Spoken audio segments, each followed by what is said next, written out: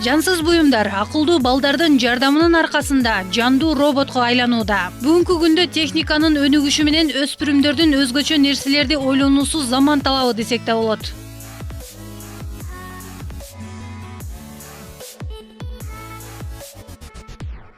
Кайрат Камчыбеков 10 жашта, 3-класстын окуучусу. Ал мектепке баргандан сырткары техниканы курап, робот жасоо боюнча атайын курска келет. Келгенине аз убакыт болсо дагы, ал учурда робот жасоону мыкты өздөштүрө алган.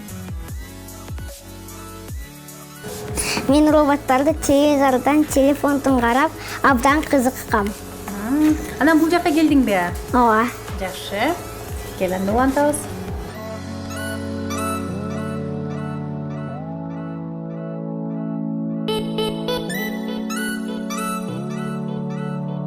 Бул бийлеген робот. Мына келди бассам, бийлейт азыр.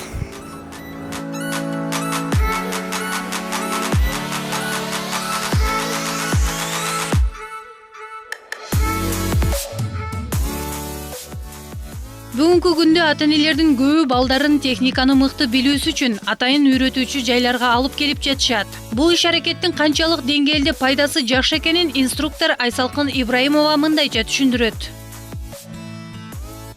Келечекте мен ойлойм, балдар техникага, инженер болгонго, даже архитектурага дагы пайдасы бар го деп ойлойм. Анткени булар өзлөрү ар кандай бир фантазияларын ойлоп чыгарышып, ар нерселерди, даже өздөрү аябай укмуштуудай сонун нерселерди ойлоп табышат да, ошого керектүү го деп ойлойм.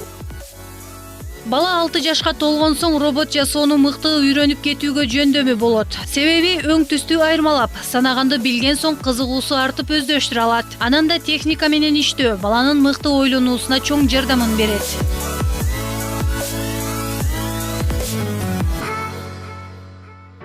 Акылдуу бала атаңгысы келген өспүрүмдөр өзгөчө роботторду жасап көптөгөн сынактарга катышып жатышат. Бул дегенибиз келечекте мыкты жаратмандардын саны аз эмес экендигин түшүндүрөт.